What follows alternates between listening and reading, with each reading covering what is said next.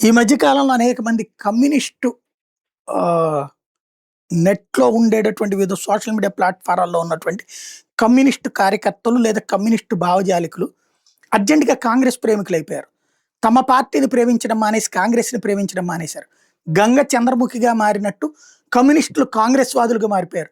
రాహుల్ లేకపోతే ఏమైపోతుందో, రాహుల్ లేకపోతే ప్రజాస్వామ్యం ఏమైపోతుందో, ఏంటంటే వీళ్ళ బాధ మోడీ, భారతీయ జనతా పార్టీ, హిందుత్వ. జాతీయవాదం ఇది నచ్చదు. చైనావాదం, ముస్లిం మైనారిటీ బుజ్జగింపు వాదం, అట్లాగే దేశ వ్యతిరేకవాదం వీళ్ళకి కావాలి. వీళ్ళందరూ కాంగ్రెస్‌ని నెత్తిన పెట్టుకుంటున్నారు. దాన్నే నమ్ముకున్నటువంటి వాళ్ళందరి ప్రోద్బలంతోనే, వాళ్ళందరూ సోషల్ మీడియా ప్లాట్‌ఫారాలతోనే ఇన్‌ఫ్లూయెన్స్ అయిపోయినటువంటి రాహుల్ గాంధీ జాతీయవాదానికి వ్యతిరేకంగా, జాతీయ భావానికి వ్యతిరేకంగా, హిందువులకు వ్యతిరేకంగా నానా మాటలు మాట్లాడి క్రమంగా హిందువుల వ్యతిరేక పార్టీగా కాంగ్రెస్ పార్టీని తీర్చిదిద్దాడు.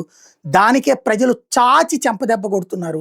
నాడు హర్యానా అయినా, మొన్న మహారాష్ట్ర అయినా, అలాగే అది ఢిల్లీలోనైనా, ఇప్పుడైనా సరే చివరికి ఇప్పుడైనా కాంగ్రెస్ పార్టీ నేర్చుకోవాల్సింది రాహుల్ గాంధీ ఎంత పెంట చేయాలో అంత పెంట చేసేసాడు. కాంగ్రెస్ పార్టీ అంటే యాంటీ హిందూ, యాంటీ ఇండియా అన్నటువంటి ఫీలింగ్ బలంగా పెరుగుతోంది. ఇప్పుడు ప్రస్తుతం దేశంలో మూడే 3 చోట్ల కాంగ్రెస్ అధికారం. హిమాచల్ ప్రదేశ్, కర్ణాటక, తెలంగాణ. ఈ మూడిట్లో కూడా లోకల్‌గా ప్రభుత్వ వ్యతిరేకత తీవ్రంగా ఉంది. ఇప్పుడేదో స్థానిక ఎన్నికల్లో జూబ్లీ హిల్స్‌లో గెలవచ్చాము. కానీ చాలా తీవ్ర వ్యతిరేకత ఉంది.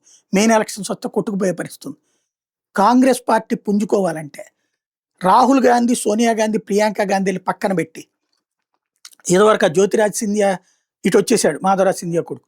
ఆ సచిన్ పైలట్లు, యంగ్‌స్టర్ లీడర్లందరికీ రాష్ట్రాల నాయకత్వాలు అప్పచెప్పి, అదే సందర్భంలో అసలు వీళ్ళు జోక్యం చేసుకోకుండా శశి థరూర్‌లా లేకపోతే మిగతా ఎవరైతే ఉన్నారో చిదంబరం కొడుక వీళ్ళందరూ ఈ ఒక్కొక్క రాష్ట్రాన్ని ఒక్కొక్క నాయకుడికి అప్పచెప్పి వాళ్ళ ఆధ్వర్యంలో మిగతా నాయకులందరూ కలిసి పనిచేసి వీళ్ళందరూ కలిసి ఒక నాయకుడిని అధ్యక్షుడిగా పెట్టుకుని జాతీయ స్థాయిలో పనిచేస్తే అప్పుడు కాంగ్రెస్‌కి మళ్ళీ పునర్వైభవం ప్రారంభమై ఆ పైన భవిష్యత్తులో జాతీయవాద వ్యతిరేక ధోరణి కాకుండా బా జాతీయవాదానికి తాము కూడా పేటెంట్‌గా పోరాడాలి.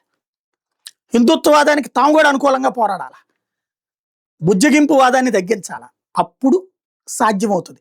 బీజేపీని కొట్టాలంటే బ్రహ్మాస్త్రానికి విరుగుడు బ్రహ్మాస్త్రమే. బీజేపీని ఓడించాలంటే జాతీయవాదమే మందు. ఇక్కడ పవన్ కళ్యాణ్, చంద్రబాబు అదే వాడుతున్నారు. అది ఇక్కడ కాంగ్రెస్ వాళ్ళు తెలుసుకోవాలి.